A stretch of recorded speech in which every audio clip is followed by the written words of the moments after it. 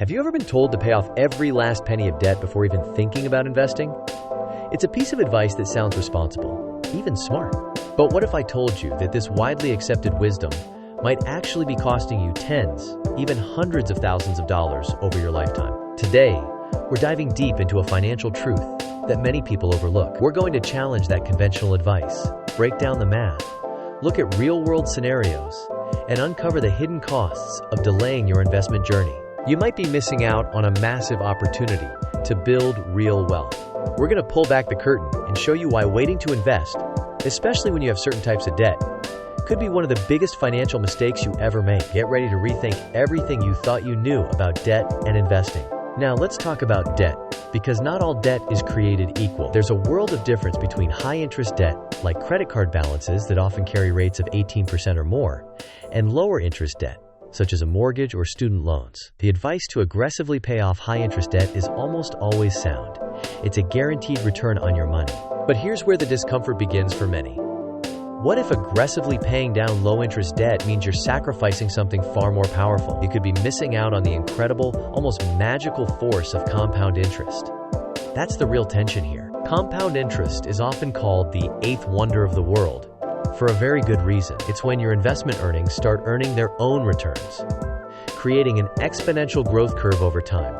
The earlier you start, the more time your money has to compound, and the more astonishing the results become. By delaying your investment start, even by just a few years, you are effectively giving up the most valuable years of compounding. Those early contributions have the longest runway to grow, making them disproportionately powerful compared to later contributions.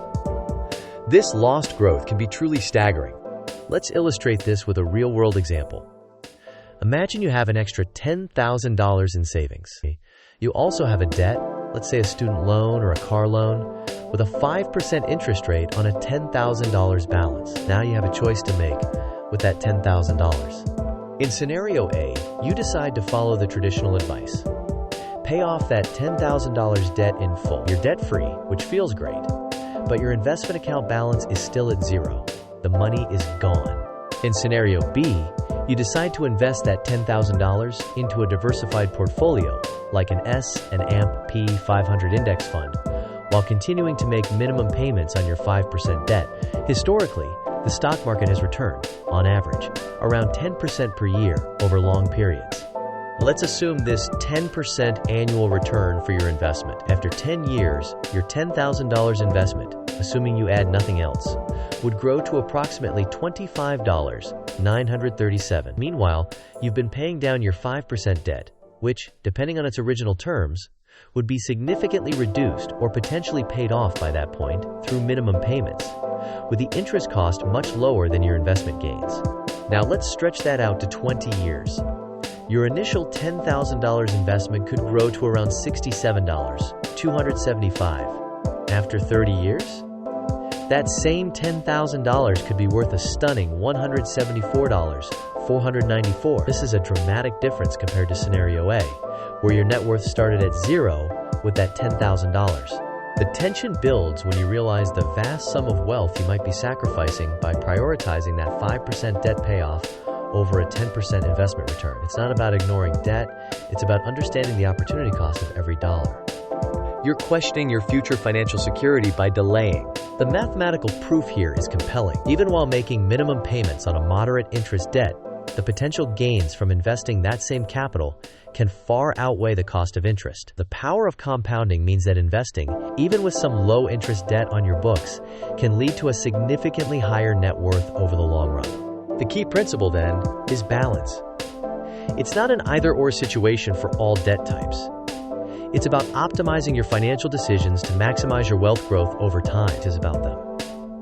You need to assess the interest rate of your debt against the probable returns of your investments. So the recommended approach is clear. Aggressively attack any high-interest debt first.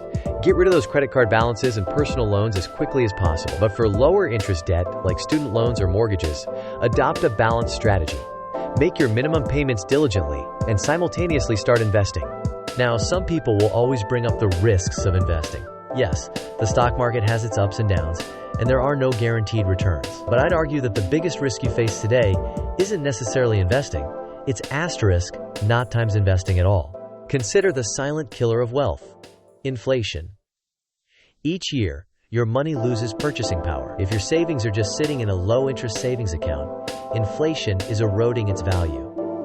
Not investing means you are effectively losing money over time. Reassuringly, you don't need to be a financial wizard or an expert stock picker to invest effectively. The world of investing has become incredibly accessible. You don't need complex strategies or high-fee advisors to get started. You can invest in low-cost, diversified options like index funds or exchange-traded funds, also known as ETFs. These funds automatically spread your money across hundreds or even thousands of companies, reducing your risk while allowing you to participate in the market's overall growth. The key to success is starting early and staying consistent with your investments. So how do you put this into practice? Here's a simple, actionable 5-step plan for building wealth and achieving financial freedom. First, tackle your high-interest debt aggressively. Prioritize paying off anything with an interest rate above, say, 7 or 8%. Second, make minimum payments on your lower interest debt. Don't let it go into default, but don't feel compelled to overpay it at the expense of your future. Third, start investing, even if it's just small amounts initially. Consistency is far more important than the initial amount. Fourth, diversify your investments. Don't put all your eggs in one basket.